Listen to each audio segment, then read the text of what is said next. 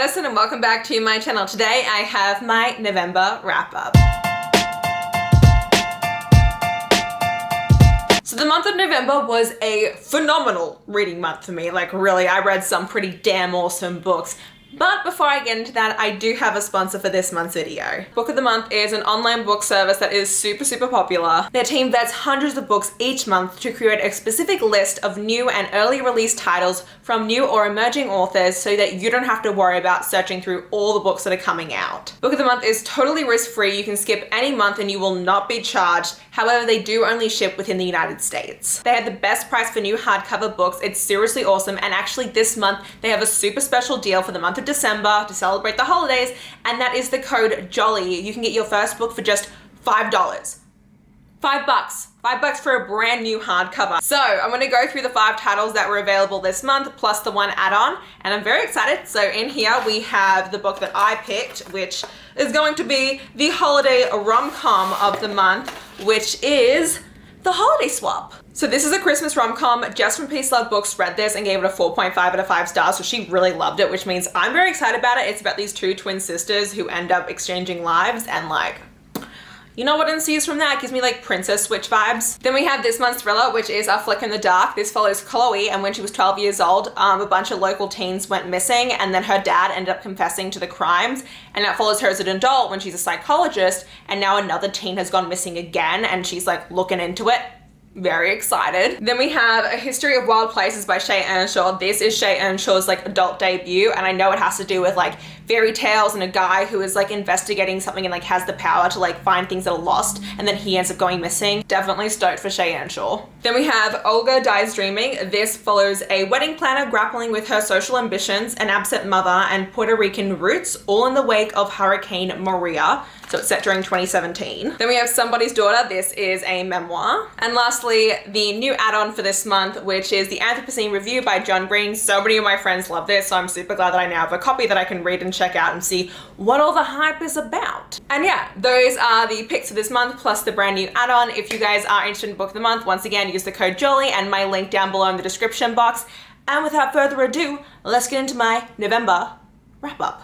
Yeah. So in the month of November, I read 14 books. 2 of them were YA and 12 of them were adult. I read 1 audiobook, 3 physical books, and 10 ebooks. I read 1 fantasy, 1 fantasy romance, 4 romances, 3 dark romances, 3 historical romances, 1 contemporary, and 1 horror. And lastly, my favorite number, which is my total page count. I read 5,178 pages. I think this is like my 3rd best month, which I was like shocked about. But hey, my birthday month, I just kind of went a little bit ham. So as per normal, I'm gonna start with my lowest rated reads and work up to my highest rated reads. Honestly, I had a super great reading month and I'm so excited to get into them. So I actually have 1 book that I actually am not rating because I read it for work and it was a manuscript that's coming out next year, and it is Monsters Born and Made. This comes out in September of 2022. It is a South Asian inspired fantasy. It follows Coral, and she captures like these sea monsters to enter into the glory race, which is this like chariot competition for like the utmost elite, where they race for like this massive prize, but everyone ends up dying at some point during it. And what ends up happening is when the final sea creature, like the final Maristag of the season, like escapes her grasp, her family doesn't have like any money because they don't have any Maristags to sell to the glory race. So she ends up cheating to get her way into the glory race herself, which is very unheard of, because there's like the lower class like aren't supposed to compete in the race, so she cheats her way onto it, and then she ends up having to try and compete to like win for the grand prize against everyone else. But her ex-boyfriend is considered like the guaranteed champion, so it's like, what's going on? And yeah, it was really cool. I actually really enjoyed it, and I'm super excited for when the cover reveal for that comes out because it is gorgeous. I can't share it here, but I've seen it and it is beautiful. Anyway, let's get into the other books. So my 3-star reads, I'm gonna start with Never Fall for Your Fiancé. This is by Virginia Heath. This was a very subpar historical romance in my opinion. Would really like, if you're new to historical romances, pick it up because you could like it, but for someone who's read a lot of them, this one just kind of felt like it was dragging on a lot in the middle. Like it started off really great, then it got like kind of boring, and then it picked back up again at the end. And this has the trope of the guy being like, my dad was an awful person, which means I'm going to be an awful person, so I can't be with you because I'll end up like my dad. And I'm like, bro, that is not how blood works. Just because your dad was an awful person doesn't mean you're automatically gonna be an awful person. Like, that's not how the world functions. It's just not. But it follows this guy who is, I think he's an earl, and he told his mum that he was like seeing someone courting this lady because she wouldn't get off his back. And so he created a fake fiance for like 2 years. And then his mum was like, hey, I'm coming back from America to come meet your fiance. And he's like, oh crap. And then he meets this lady on the street and he's like, hey, can I pay you to be my fake fiance? And she's like, okay. And that's what this one's about. And it was just okay, you know? We then have Still King by Devney Perry. These will both have the same kind of color schemes going on. This is a bit of a disappointment because I thought this was going to be like a lot higher rated for me. This is a motorcycle club romance. It's part of the Clifton Forge series, book 1 in it. And the problem I had is that it's way more mystery than like actual romance. I'd kind of almost say it's like romantic suspense. Also, it's a motorcycle club romance, but the motorcycle club is disbanded. And one of my favorite things about motorcycle club romances is the motorcycle club, so I was like, meh. So this follows Dash and Bryce. Bryce is brand new to town. Her dad owns like the newspaper, and so she's like the brand new journalist in town, and she's determined to like find out why the motorcycle club did disband. And then when the old head of the motorcycle club is arrested for murder, she's like, oh, I'm gonna like cover this everywhere and like kind of find out like more about this murder and cover it. And then there's Dash, and Dash is the son to the old head, and he's like, my dad didn't kill anyone, like please, like, you know, the motorcycle club, like we're not bad people, like we didn't disband for any serious reason. He's like trying to convince her to like be on his side and like help clear his dad's name, but she's like, no, I don't really believe you. There's no way you guys can be good people. But then they had like this crazy sexual chemistry and like they fall in love. So it was good. I enjoyed it. The mystery aspect of this was definitely, I was like constantly trying to figure out what was happening, and you still don't know by the end of this. You kind of like, the entire Clifton Forge series is kind of built upon the mystery that starts in this book, and you're kind of like unraveling it with each book. So when this one ends, you actually have way more questions than you begun with. The romance was really cute. I loved Dash so much. He was like the sweetheart, like motorcycle club guy, and I just adore the crap out of him. So he was such a favorite of mine. And then Bryce was hilarious because she's such a swindler and like such like a sassy like journalism character, and that was super fun. But I do feel like the romance did take a bit of a backseat to the main mystery, and that kind of sucked, you know what I mean? Then we have Forget Me Not by QB Tyler. This is one of the 4 books that I read in my Reading Booktuber favorites. I read Jess from Peace Love Books' favorite books. This one I gave 3 out of 5 stars. I knew kind of going into it that it wasn't going to be a favorite of mine unless like it totally shocked me, because it's not my normal kind of book that I read. This is a second chance romance. It also has the amnesia trope in it. It has to do with marital issues, and that's like, those are like not always things that work for me. I'm very picky about second chance romances. So this follows a married couple, Olivia and I forget the dude's name, but Olivia had some miscarriages and there are some things that ended up happening, and then, you know, the husband ends up cheating on her and they end up kind of filing for divorce, and they've been kind of going through the motions for like the last 6 months. And then he ends up getting into a car accident and getting amnesia, and he doesn't remember the last 2 years. So he still thinks that they're married, and she's like, I don't know how to deal with this. Like, he doesn't remember like all the shitty things that he ended up doing over the last couple months. Like, what am I supposed to do? Like, I have to take care of him now because he doesn't really understand what's going on. And it's like them rekindling their marriage and kind of working through all the problems that they had and like all the miscommunication that happened within like, the last year. And like, it was definitely very realistic. I could totally believe this as a book. Like, everything that happened, I was like, this makes sense. And the spice in this, the steam, oh my God, things got hot. I would definitely read more from QB Tyler because I was like, my stars, I like it. She's got a great writing style. It's just these romances just aren't it for me. I just don't love second chance romances. They're just not my kind of thing. Oh, they are sometimes, but they're just not, this wasn't my kind of second chance romance. So it just depends. Then we're moving on to my 3.5 star rates. I'm gonna start actually with Bloody Heart by Sophie Lark. This is actually my lowest rated Sophie Lark book so far because it's also a second chance romance, and I don't know why. Second chance romances, there are some that I've read that have been like 5 out of 5 stars. Like, they're some of my favorite books I've read in my entire life, or they're just subpar. Like, there's no, I don't know why. It just, I've read 2 of my favorite books of this year are second chance romances. It's like, I don't get it. But Bloody Heart is book 4 in the Brutal Birthright series. This is Dante's book, who I had super been waiting for before, but it just didn't hit it for me. And like the first 30% does take place when I think Simone is like 18 and Dante's like 21 or something when they like very first meet. And it's very much like an instant whirlwind romance that kind of goes on between them, like this instant lust, like this instant craze between them. But there's a bit of a class difference because Simone comes from this very affluent, rich family who has like all these aspirations and dreams for her and what they consider to be proper for her. And she's kind of like kept in this like glass bubble. And then you have Dante, who is the heir to this Italian mafia. And like, yeah, they have money, but it's like, you know, blood money. And so they definitely have like these very big differences between them. And then they end up kind of leaving things on a very sour note when they like break things off, and then they finally meet like 7 years later in the present timeline that we've been following throughout the Brutal Birthright series. And it's them like starting things up, and like they kind of rekindle their romance very quickly as well, which wasn't my favorite, but I did love them together. They're such a great couple. Like I totally understand them and I do adore them together. They're definitely meant for one another. And Simone is just such a badass, and like loved her so much. She was really cool. Dante was awesome. I definitely didn't love him when he was like his younger self. He was very arrogant and brash and just like very brutal.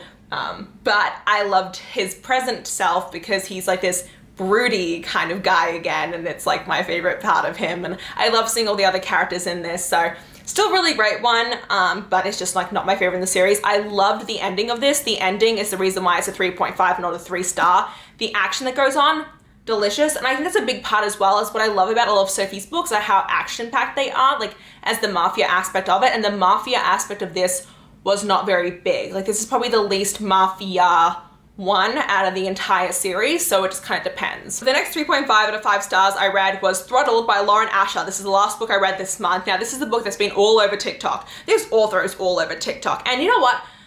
I will admit, when I started this, I was like, oh, this is a bit cheesy, this really isn't that great. But then there's this one scene, and then after that, you just become like in love and enamored with these characters. So I was like, it's a 3.5. So you're following Noah Slade and Maya Alatorre. Now Noah Slade is like the #1 like racer, the #1 F1 kind of king at the moment. He is considered like the prince of the world. He's won a bunch of like the world championships, like everyone's looking to him. And his Formula One team is Bandini. And they just brought on a new racer to the Bandini team, and that is Santiago. And Santiago's sister is Maya.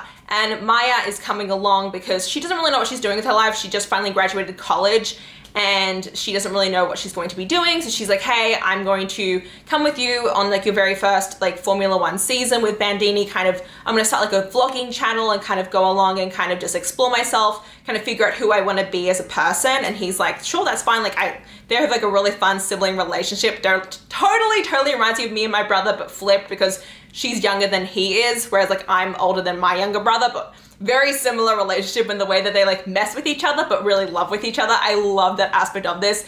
They are also Spanish, and so that has a huge part in this as well. They're just really awesome. But Noah Slade is like still also the bad boy because everyone knows that he sleeps around. Everyone knows that his like pre-race day ritual is basically to bang a chick the night beforehand and like never speak to her ever again. So no, like Santiago's like, yo, Maya, like have nothing to do with him. And she's like, yo, I don't want anything to do with a guy like that. But there's this crazy sexual chemistry between them.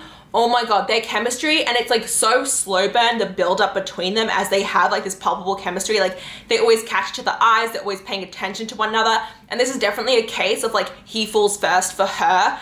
And oh my God, it was so amazing. And like Noah is so broken. Like he comes from such a broken household. Like his dad is very abusive towards him and very manipulative. His mom is also extremely manipulative.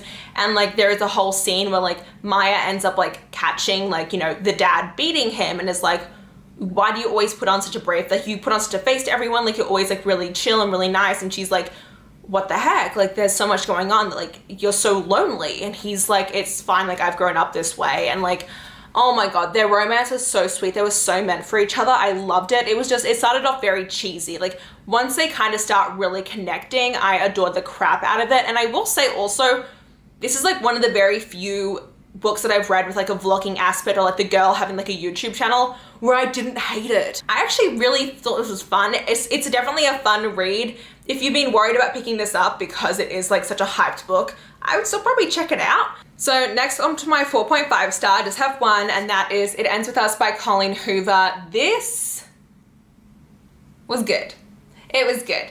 I did not bawl my eyes out like I expected I would. I thought this would literally break me and I would tear up and like be a distraught mess. I wasn't, which is a little bit disappointing. And this, it's so funny because everywhere I look, this is being marketed as a romance, and it's not a romance. This shit is not a romance, and there are people out there romanticizing this, and I'm like, bro, have you not read the author's note at the end of this? Like, she based this off her parents' abusive relationship. Why are you what is wrong? I can't even. But this follows Lily, and when she was in high school, she met this guy named Atlas, who was a squatter, a homeless boy in the house behind hers. And they kind of struck up this like very unlikely friendship, and he was her first love, but things ended very horribly between them out of nowhere. And then you're following her present day. She's kind of just graduated college. She has her first like job in Boston. Things are going well for her, and she's like opening up her very first floral shop because she's always wanted to be like a florist. And she hires this girl to work for her, and this girl has a brother named, what's his name? It's a really stupid name. Hang on. His name is like Ryle. His name is Ryle, which first off, how is that not a red flag? Like, no offense, the name Ryle is a red flag to me.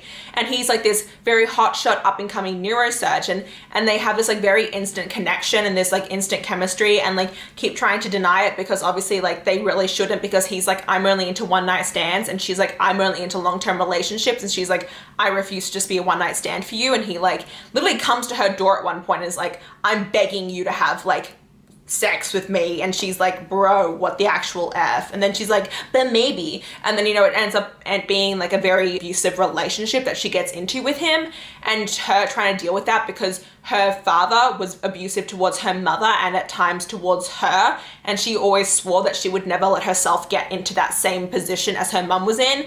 And it's her kind of thinking like, oh my God, like I understand how my mom ended up in this, like how did I end up in this position as well? And her like kind of dealing with being in an abusive relationship and finding a way to get out of it. That is what this story is about. It is not a romance, because the majority of this book, it's her in this abusive relationship. There is not a romance about her and Atlas in this. Yes, there's a romance between her and Atlas way back when they were kids that you read through letters, but the actual romance you're following is an abusive relationship.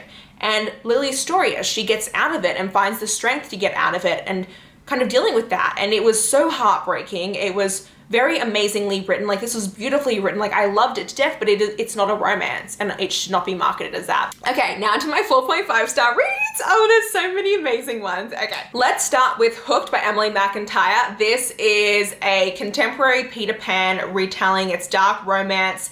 It's not mafia, it's crime, family, criminal organizations, but you know, obviously that always has like mafia vibes to it. So you're following Hook, and he is like the enforcer, the up and coming person for the Lost Boys, this criminal organization. He is this hotshot, and the Lost Boys kind of rule their area. And when he was a kid, when Hook was a child, his parents were murdered by Peter Michaels. Peter, you know, Peter Pan. And so he's always vowed revenge on Peter, that he would one day bring him down and like ruin his entire organization.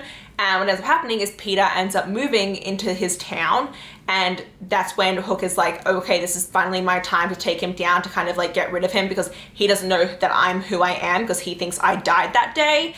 And so what he ends up doing is he ends up finding out about Peter's daughter Wendy, and decides that he's going to seduce Wendy and then break her, and then Peter's going to be like distraught from that. The only problem is that Hook ends up finding himself actually becoming obsessed with Wendy and falling in love with her. And Wendy has always been sheltered by her dad. Wendy has no idea that her dad is actually secretly like this crime boss, and that he's done all these awful things. Like, she sees her dad like on a pedestal, but she's also always been like kept in a bubble and never been able to do anything. And so when she finally meets Hook, she starts like exploring her darker sides, and the kinks in this were delicious. Oh my God, I loved the spicy scenes in this. So good. Oh my God. And I really enjoyed it. Like, maybe, I don't know, it's not a full 5 stars because it wasn't like the best written thing ever, but such a solid 4.5. And I loved like all the very subtle, not really that subtle, but like Peter Pan kind of Neverland things in this, because, you know, I think Peter Michaels's like airplane business is called Neverland Airlines or something like that. And then like Wendy, Hook's nickname for Wendy is Wendy Darling. And I was like, oh my God. And then Peter's assistant, her name is Tina Bell. You see what's going on. Like, so it was really fun. It was really fun. It's such a cool read. I'm so excited. I know that like the next book in this series comes out next year, and I'm just like super stoked. It's definitely dark. Like there are a lot of dark themes in this. It's definitely not like for the lighthearted, but I super dug it. So definitely 4.5 to 5 stars. So solid. Then we have King of Battle and Blood by Scarlett St. Clair. This is her newest series. This is her Adrian and Isolde series. And this is a vampire fantasy romance. Oh my God, do you guys know I love vampires? I'm like such a sucker for them, and this one was so good. Oh my God. 4.5 because I will admit there are some like plot things that don't totally make sense at times, and like at the very beginning of our book, Isolde, she says, oh, I'm never getting married. And then like a chapter later, she's like, oh, guess I have to marry this guy. And I'm like, but you were just, okay. But otherwise it was like, I read this in a day. It was so addictive, so quick to read. It's like very, very smutty. It's like, it feels like almost like every third chapter there's like something sexy going on. If you're a fan of The Bridge Kingdom by Danielle L. Jensen, you will love this because this gave me Bridge Kingdom vibes, but make it hella smutty and with vampires. So basically you're following Isolde, and she is the princess of Lara. It's one of the 9 kingdoms.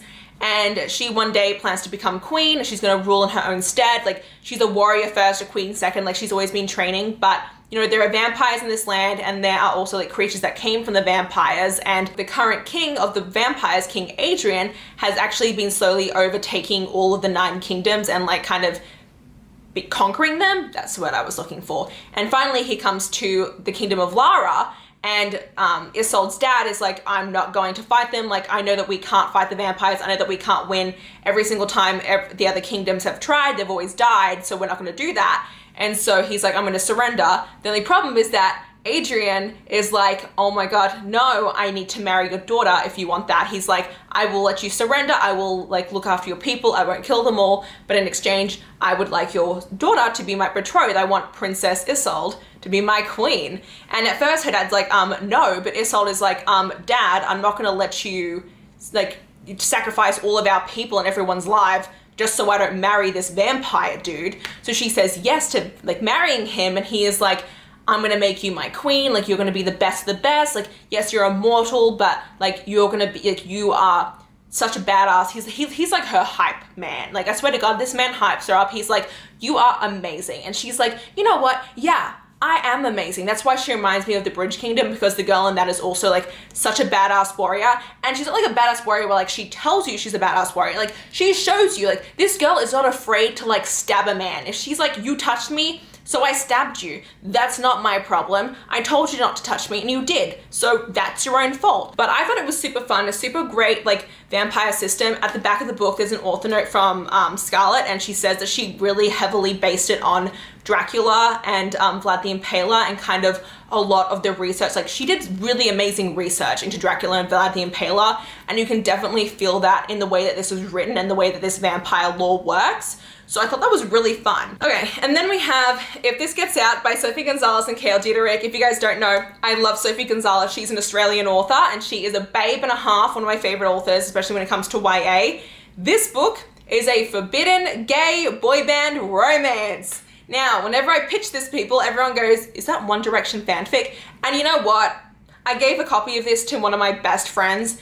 She was like, you know what? I read One Direction fanfic back in the day. This does read a lot like it, but a lot better. Like this is better written, and it's way more poignant to the time, especially because this follows a lot along the lines of all the issues in the music industry and all the issues of boy bands and all the pressures that are put upon them to act certain ways and like to look a certain way and like to fit specific roles and to kind of lose their identities. So the romance in this is between Zach and Ruben. Ruben is gay. He's always known that he is gay, and he's very proud of being gay, except the company has like basically forbidden him from ever coming out, even though he's been asking for years. And then you have Zach, who is his band member that he has a crush on, even though he knows that Zach is super duper straight, until one night it seems like maybe Zach ain't all that straight. And Zach has actually been dealing with a lot of internalized biphobia his entire life. He's kind of, which is actually something that Sophie Gonzalez has always been really amazing about writing. She's by herself, and the way that she writes about internalized biphobia is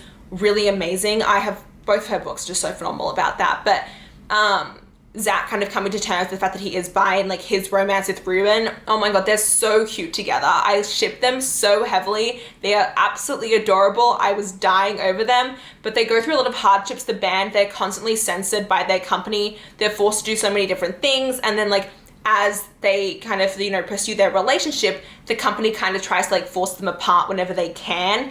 And, you know, one of the other members is struggling with substance abuse during this. Like, there's definitely a lot of triggers, and it's definitely like a very raw and hard look at the music industry, but it is such a beautiful story as well. There are so many hilarious moments. I was laughing my ass off so many times. This is a book, honestly, if it wasn't for the fact that it felt like it kind of dragged on a little bit in the middle, would have been a total 5 out of 5 stars. Such a, I loved it. It does get a little bit steamy at times. Everything is fade to black, but it does have some descriptive moments in this, which were really well handled in my opinion. So I loved it so much. Please, please check this out. Oh my God, you will not regret it. So now into my 5-star reads. I'm gonna start off with My Darling Duke by Stacy Reid, one of my brand newest favorite historical romances of all times. This has grumpy sunshine, fake engagement, forced proximity, and what else is in it? The hero writes letters to her at some point. He's a scarred hero too. Oh my God, so many amazing things in this. If you're looking for like an introduction into historical romances, definitely check this one out. But you're following Kitty Danvers, and she is a wallflower. She's a spinster, actually almost 2. And she decides that she is going to pretend to be engaged to this very reclusive duke, so that she can like gain a higher social standing, and that way her younger sisters can have a season and get prospective husbands. So she ends up pretending to be the fiance of the Duke of Thornton, who no one has heard from years. No one even knows where he's living. No one's heard from him. The gossip columns have run so many things. He hasn't had a peep. He hasn't been back to London in forever. And so she's like, I'll be safe doing this. Until he ends up actually showing up. And she's like, oh my God, I'm screwed. He's gonna ruin everything. And he's like, no, I'm not gonna tell anyone about like the fact that you lied about everything. He's like, I'm more than happy to continue with the fake engagement because you intrigue me. He's like, ever since my accident, ever since everything happened many years ago, he's like scarred. He's also partially paralyzed. He uses a wheelchair a lot of the time, plus a cane. He can walk for short periods of time and do certain things. He's also impotent too. And he's like, look, I haven't really had a spark in my life, haven't been interested about anything in so long, but hearing about you and everything that you've been doing, he's like, you interest me. And so I would like to be your friend. I would just like to hang out with you. And as long as you know, appease me in that way, I'm more than happy for you to continue on your fake engagement. And their romance is hilarious. He is so confused by her because she kind of goes about some of the societal norms totally differently. And he thinks she's just so fascinating. And she falls for him so completely because she sees how much he's in pain and how much he's struggled and how much he's kind of like hid himself away. And she's like, look, I love you for who you are. And I'm like, oh my God, it was so swoon-worthy, so adorable. I loved it so much. So then we have The Secret by Julie Garwood, another phenomenal historical romance. Oh my God, I love these two so much. This one's a Scottish historical romance. So you're following Judith, and she has a best friend called Frances Catherine. They were best friends growing up. Judith is an English woman who's also half Scottish, and Frances Catherine is completely Scottish in the Highlands, and their friendship is kind of forbidden because, you know, the Scots and the English during this time period don't get along. There's a lot of wars between them. But ever since they were kids, they have had this really close relationship, and Judith always promised Frances Catherine that when Frances Catherine got married and got pregnant, that Judith would be there to help with the pregnancy and help with the birth, because Frances Catherine's mum and grandmother both died during childbirth, and so she's very terrified that she too will die during childbirth. And so when this story starts, she's pregnant and she's going to be giving birth soon, so she asks her husband to send for Judith, and her husband's like, yo, you know, she's considered like an English woman. We really can't bring her over here because everyone's going to be against it. And she's like, look, you are the brother, the younger brother to our laird of our clan. You should be able to do this. And her husband's like, you know what? I love you. I'm going to go do this for you. And so the laird of the clan, Ian, ends up going after and picking up Judith. And he's like, you know what? I'm going to go pick up this English woman with some of my men. There's no way in hell she's going to say yes. She's going to be like this prim and proper lady who like says no instantly. But he gets there, and as soon as he gets there, Judith is like, I'm ready to go. I've got my horse packed, I've got all my items prepared, like, let's get going. And he sits there and he's like, what have I gotten myself into? What is this woman? This woman is not acting like a regular, proper, prim English lady. And she's like, nope, I've been studying midwifery so I can help out Frances Catherine, like, let's get going. And it is so hilarious because they have like this instant attraction, but he refuses to be with her because he's like, it goes against all my principles. And like his men are also infatuated with her. And so he's so torn because like, I don't want anyone else to have anything to do with her, but I don't want to have anything to do with her. So what do I even, oh my God, it was so hilarious. And the female friendship in this is so much fun. It was so beautiful. And like, this was also like quite hot at times as well. I was like, oh my God, the consent in this, 5 out of 5 stars. This is an old historical romance. It was published pre-2000 and consent can be a huge issue in those books. But in this one, it was so well done. I was stunned by how well their intimate scenes were handled. I was like, gobsmacked. This was so much fun. I laughed so many times reading this. It was such a pleasant like historical romance, and I really do adore Scottish historicals. There's just something so hilarious about them, and it was just so much fun. So highly recommend this one as well. Please pick up one of these 2 historicals because you will not regret them. Second to last, I do have Into the Drowning Deep by Mira Grant. I listened to this on audiobook. This was amazing. Oh my God, this is a fictionalized account of the idea that in the Marianas Trench, there are killer mermaids, and like 7 or like 10 years ago, there was an expedition to go find these killer mermaids. Like no one thought they were real, but they're like, let's go pretend to find killer mermaids in the Marianas Trench. And then that entire crew went missing and no one knows what happened to them. And there's like weird footage of like weird creatures killing them. And everyone's like, what the actual F? And now it's many years later and they're deciding to do a second expedition. And you're following the people who are going on that expedition, including one girl whose sister was on the initial expedition. And she's like, I'm gonna find out what really happened. Oh my God, it was so amazing. The first half is slow because it takes like 50% of the book for them to actually go on the expedition. It was so worth it. It was so amazing. Oh my God, oh my God. Oh my God. I would buy a physical copy of this book if it wasn't for the fact that it's like $35, but oh my God. It was so good. I'm like so stunned. And the science part of this too, like I, studied that, like I have a degree in neuroscience. And so the science aspect of this was also super dope. You know what? I have to recommend this to Katie from Katie's Book Nook because my girl is also in the sciences and I think she's gonna really dig it. So I'm gonna do that. But yeah, loved it. And then the last book I've talked to you guys about is There Is No Devil by Sophie Lark. You guys, I mean, everyone knows I love Sophie Lark. Everyone knows I love her. I mean, how can you not? But basically, this is the second book in the Sinners Duet. This is the finale of it. It came out on December 1st. Oh my God, this is a serial killer romance. You're following Cole, and he is a serial killer. He's also a billionaire artist. And then you have Mira, and she is a starving artist, and she kind of ends up accidentally getting caught between Cole and his rival Shaw. Both of them are both serial killers. Both of them are both artists. And she ends up kind of becoming Cole's obsession. He becomes completely obsessed with her and decides to like take her on as a protege. I don't want to spoil anything, but things end up happening and then she kind of ends up getting entwined in their world. And it is so beautifully written. Like, this is a twisted and dark romance. Like, there are definitely like a lot of triggers in this book.